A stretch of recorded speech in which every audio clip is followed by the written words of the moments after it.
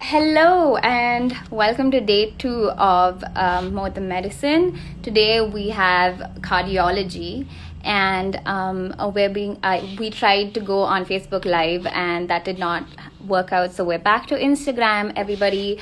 Today we're having two very incredible people. One is one of my classmates, Tamar Papidze. She is interested in cardiology, and I am going to go live with her.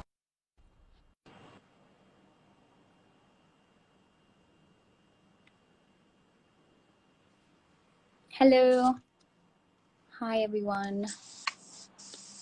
Finally, how are you? What's my that was harder than using Emily steps. That was very difficult. I think that we've just been away from technology so much that I don't know how to anyway. So, Tamar, you finished, you graduated. Congratulations. Thank you. Yeah, so you've done something that's pretty unique is you've done clerkships outside of Emory. And from the day I've known you, you've been super into cardiology. You've always been very excited about it. You recently we worked on a project together, which was about cardiovascular health, which was the Quit Smoking and Start Running project, and we've gotten to know each other in such a short time. But for people who are not listening, people who don't know you, just shortly introduce yourself. Hi, I'm Tamar. I am from class of 2020, and I'm applying for an internal medicine residency this summer. And I'm planning to go into cardiology fellowship and then do 2 more years of interventional cardiology. That's kind of like shortly my plan. I may even end up working as an internal medicine doctor for a couple of years because this field is very exciting for me. It offers me a diversity from both human perspective and a medical perspective. And I was very young when I was exposed to a tremendous amount of diversity. I know what it feels like to talk to complete strangers and make them believe in you, trust you, and that's basically what you're supposed to do when you're in internal medicine. And I think it's not going to be a barrier for me, and I'm going to enjoy from it. And from medical perspective, I just want to wake up every single morning and be surprised by the disease or medical conditions that I have to manage all at once. Yeah. Yeah, and And as a cardiology. cardiologist, you're going to be on call, you're going to be super busy, which is what is happening to Dr. Nick right now. Unfortunately, I'm very sorry, but I need to uh, kind of switch to him so that he can give me a little bit Okay, of time and I'll come back to you. Okay, I'm really sorry, Tamar. sounds good. And I just need, just give me a minute, and I think Dr. Nick will be here, and I will call you back. Okay. Sorry, guys. Cardiologists have very busy schedules, so we have to. 1 minute. He was right here.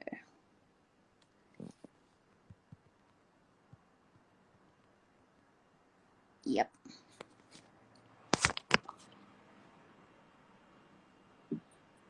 Hi, everyone. Hello, Dr. Nick. Can you hear me? Hello. 1 second, I gotta fix my internet, I guess.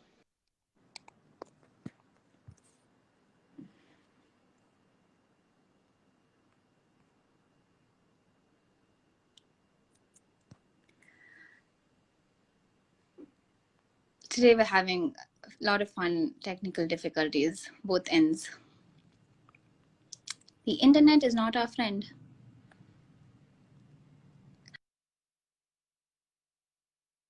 Jenny, hi.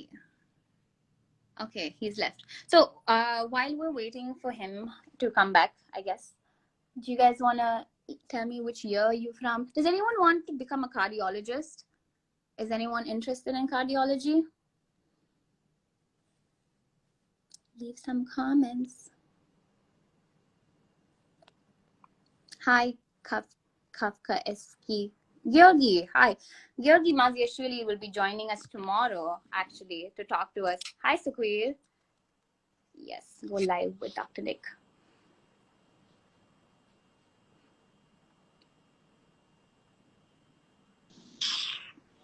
Hello? Yes, voila. Can you hear me? Yes. Hey. Hey, So I guess Facebook didn't work, huh? Facebook didn't Yeah. crashed and burned.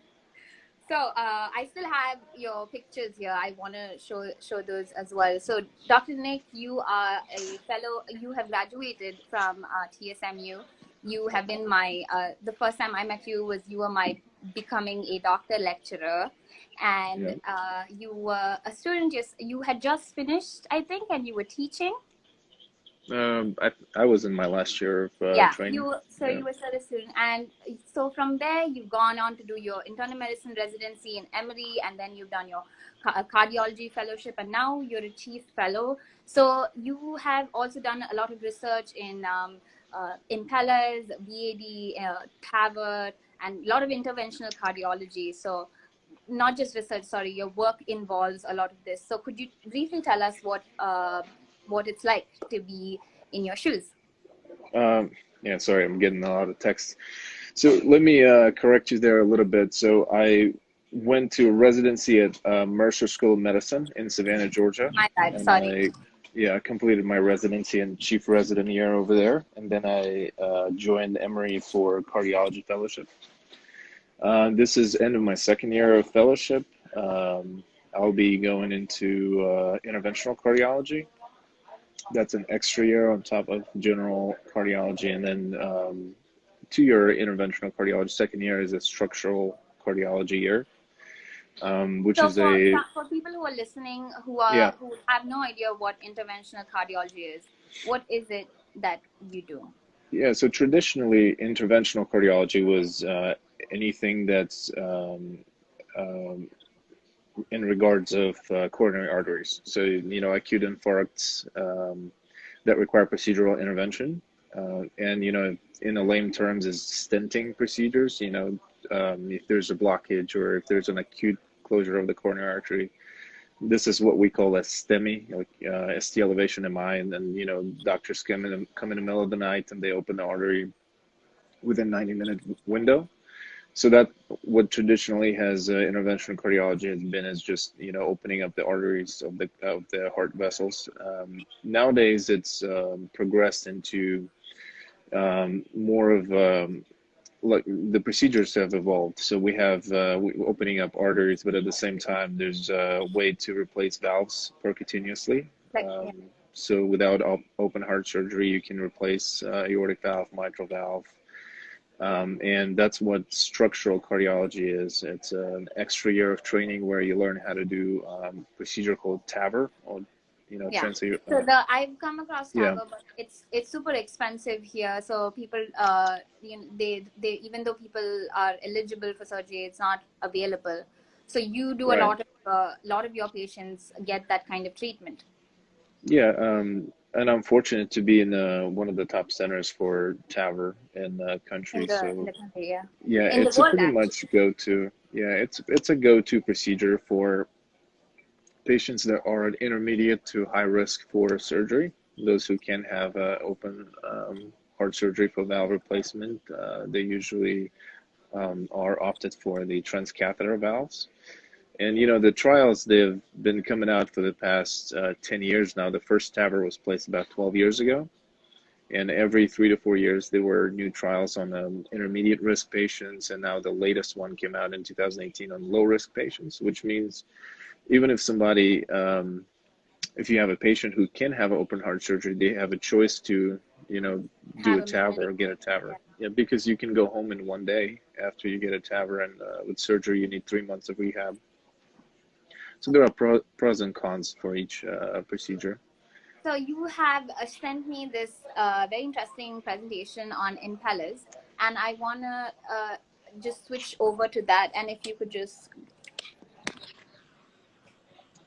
Yeah. So you asked me, whether I could teach you like something. This is only 8 slides. It's pretty short. But for those of you guys who don't know what Impella is, it's an assist device. So we use it pretty commonly in interventional cardiology. It's basically one of our tools for we use for procedural success. Sometimes we use it in patients who have pretty significant heart failure and cardiogenic shock. See here on the top right over there, there's the picture I took just 2 days ago. This is what it looks like. It's a pretty small device. See, it's in the palm of my hand. And if you zoom out, I'm just going to show you how this works as far as, let me just move here in a little bit. So the principle of this device is an Archimedes screw. It's actually a video. If you play it, you'll see how, yeah. So back in the day, they used to channel the water this way, you know, just from the lower levels to the higher levels. Right. And essentially, that's how this motor works. It has the pump inside this short segment in the middle. This one, right? Yeah, and it has an axial flow pump, so it operates in that manner, and it pumps the blood out of the left ventricle into the aorta and systemic circulation. And it's positioned percutaneously across the aortic valve. And that's the video how it pretty much works. It goes through the femoral artery, comes up through the aorta into the left ventricle over a stiff wire, and then advances through the aortic valve. And then once you turn it on, it pumps the blood outside the left ventricle into the aorta. Wow. You can imagine if somebody is, you know, in cardiogenic shock and their left ventricle is not performing well, this device can give you about 3 to 5 liters per minute of cardiac output.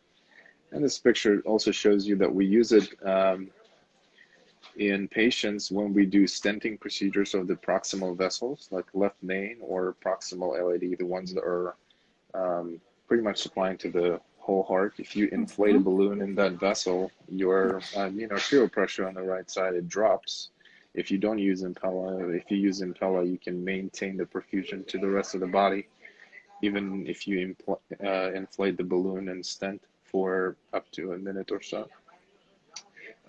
So it gives you like an option of a protected support for stenting procedure. And then we have a similar device for the right side. It's made by the same manufacturer. This is in somebody who has a dysfunction of the right ventricle. So you can place it through the femoral vein into the IVC, and it goes through the tricuspid valve into the pulmonary artery. And essentially does the same thing and bypasses the work of the right ventricle, and it pumps the blood from the IVC into the pulmonary artery, bypassing the right side of the heart completely. And that's also, you know, has its indications for support.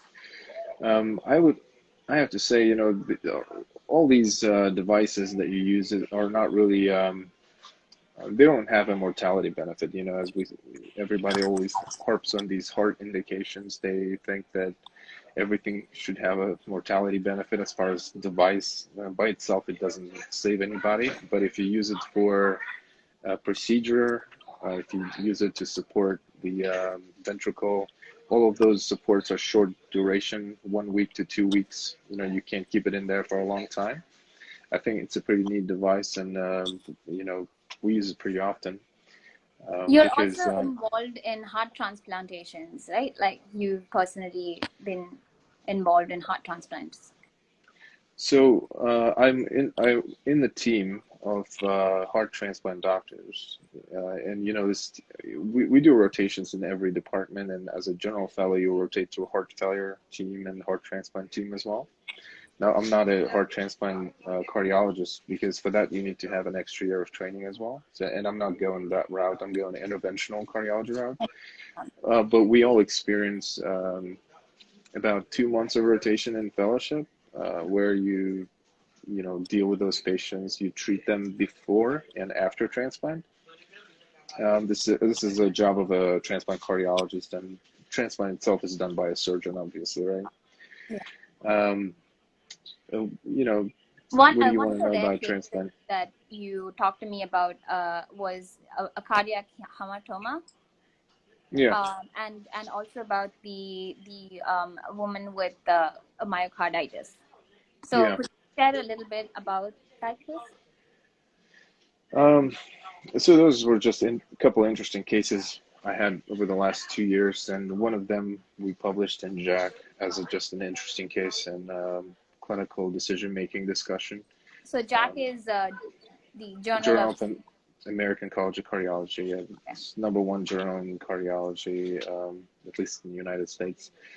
That one is not as interesting. It's just an interesting that it was a rare case. Hamartomas don't grow in heart that often, and his hamartoma, the patient's hamartoma, was involving the intraventricular septum and also extending out into the pulmonary artery. So it was in such a location that you can really resect it. So he had to go and be listed for transplant and get a heart transplant. Right. But the second case was interesting. There was a young 35-year-old patient who was presented from outside hospital in cardiogenic shock, and nobody really knew why. We were suspecting myocarditis because of acute LV dysfunction that we saw in the echocardiogram. And while we were doing a cardiac biopsy, we also injected the coronary arteries and did the coronary angiogram, and we found there was a thrombus in the left main. Which means, left main is a main vessel that supplies the most of the ventricle. The thrombus in the left main by itself could explain dysfunction of the left ventricle in majority of cases. The funny thing is, in her, it ended up to be just an incidental finding because she did have myocarditis on the biopsy result. So it was interesting because she had like two absolutely different diseases that both could explain what she had. And, one could say like, you could just see that thrombus and fix the thrombus and say, oh, we fixed it, and just take her off the table and send her to the, ICU, and then she could have died there if we didn't do the biopsy and we didn't believe that there could have been some other explanation too. So it's funny that Occam's razor works most of the time, but it doesn't work all the time. Is that a Georgian flag on your? Oh yeah, you like that? Wow, represent. Yeah. So how is the just briefly for anyone who's kind of before, I don't want to keep you too long because I know you're kind of busy. So how has the transition been from Tbilisi to being a fellow in cardiology? Like how has it been, ups, downs? It's a long transition. You don't become a cardiologist right away. Unlike, in Georgia, I think you can just go into cardiology from med school. Here, you need to have a baseline training, 3 years of internal medicine. You have to be board certified in internal medicine before you can go to cardiology. It's, every journey has ups and downs. It's like different chapters in your life. There's a chapter called residency. There's a chapter called fellowship, and then, you just go into becoming an attending someday. I don't know. It's fun. It's fun. I think anybody who thinks of doing it, I think it's totally worth it at the end. Thank you. All right. Good luck with your day. Right. And I'll talk to you soon. All right. Good luck to you guys too. Bye. That was Dr. Nika Shekiladze, and right now we're going to be talking to Tamar. Cardiology, a lot of cardiology.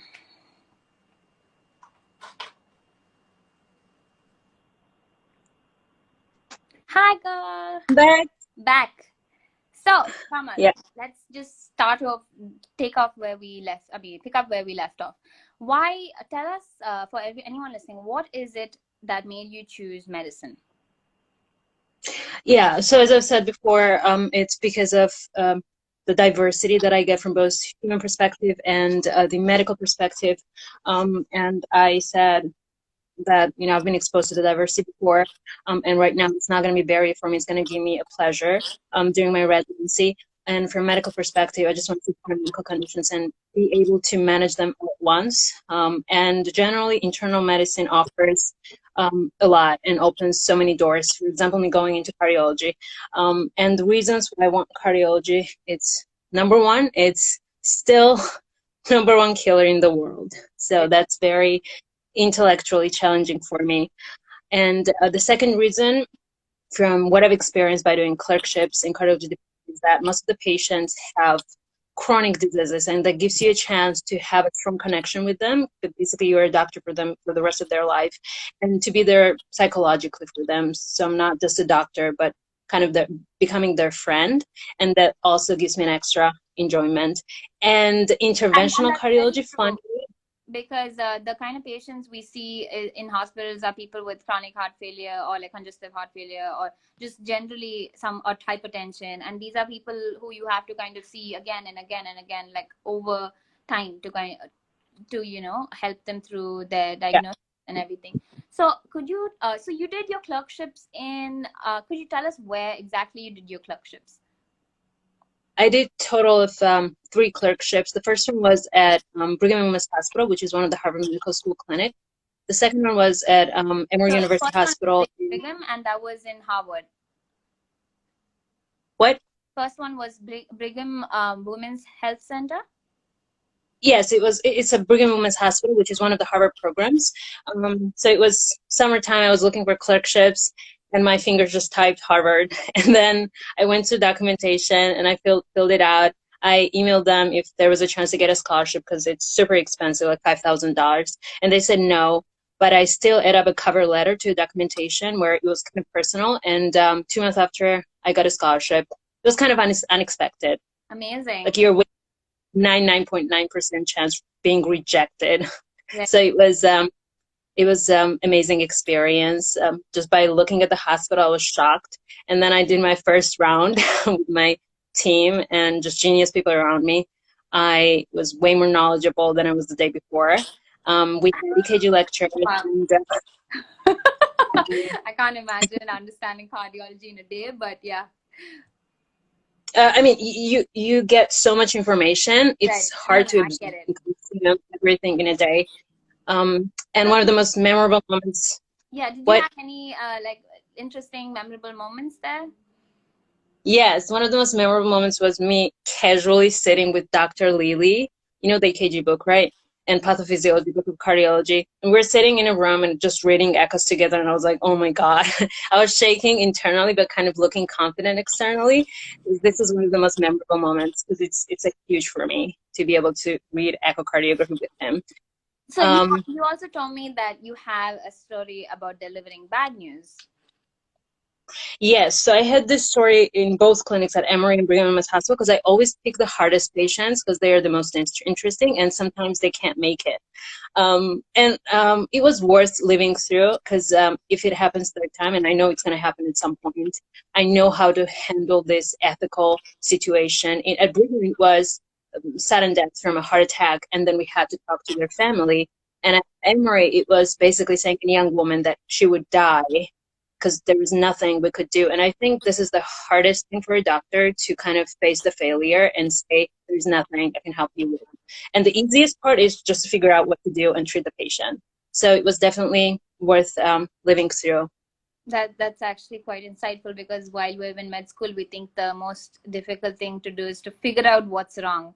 And then No, we get so many years of training. That's your job. Like yeah. You have to figure it out if there is anything you can do for a patient. Right. So any learning, you've also taught USMLE Step 1 for kids. You've done a bit of research. So can you tell us a little bit about that? Yes, I taught, I volunteered to teach the USMLE classes at our program. I also did a little bit of research thanks to Tika, kind of helped me out to be exposed to the basics of the research. And I sent my first abstract for American Neurology Association a conference. I'm still waiting for the response. And our neurology lecturer, Alex, helped me out to pick the topic for the abstract. So lots of help from our lecturers. Awesome. So what's your topic about in neurology? It was, I know, yes, I it know was. whose influence this is. Okay, continue. It was about Hashimoto's encephalopathy. It's a super rare condition, and I Wow. think have all the case reports there is going to be very helpful, kind of from the etiology of the disease and how to treat it. So what do you, I Yeah. saw from your Instagram that you sing you dance, you play piano, you're just like an artistic soul. So tell us I'm what hobbies the do you like doing? the truth is I'm terrible at all those three, and I just do it whenever I'm completely alone. But I also love designing. I do love designing. Everyone makes fun of me because of that. But like 25 years from now, I'm gonna have my own clothing line. So remember Ah, this. honey, you are a testament, a living visual testament of being a fashionista. So I'm not questioning that at all. Okay, so I will before I let you go, I just wanted to ask you one last question, a bit of a personal one. So we all have qualities that we think make good doctors in us, and could you tell us what you think qualifies to be a good doctor, or what qualities a good doctor has? From my experience, what qualities I have, the first that comes into my mind is to be patient, because medicine is the long journey and it's going to last for the rest of your life. And if you're not patient, you're going to quit at some point. Second that comes to my mind is to be able to take risks at some point, not always, but sometimes, to be able to realize what you're actually capable of doing, what's your like 100%. Third one is to believe in yourself and confident, because that's the only way everyone else around you is going to believe in you, especially your patients. If you're not looking confident in their eyes, they're never going to do whatever you tell them and never going to come back to you. Definitely. And next one, I think, is just general love for humanity. You just have to love everyone equally when you have to Yeah, treat I think them. it's definitely a must. You have to have Yeah, compassion. yeah, definitely. And the last one is just don't care what anyone else thinks about you. That's the major one. I actually Just so you think have to that keep that's going. important because you're one of the most hardworking women I've seen in my class. You always you're a go getter. You always go after what you want, and I think that quality is like really important. So before I let you go, would you like to tell us a little bit? You'd like to sing for us or show us a little talent, please? What? No. I knew you'd say no. No. Okay, Tamar. You have Also, to one go. one last question. One last question. Pranay asks, how was your community project? Well, you can tell that I'm the fastest runner. That's how it You went. are, definitely. I have this on video. Will be released shortly. Okay, thank you so much, Tamar. You're No. such a joy to talk to. Thank Thank you, you. and good luck with residency. Good luck with the match this year, and I shall talk to you soon. Thank you. Bye.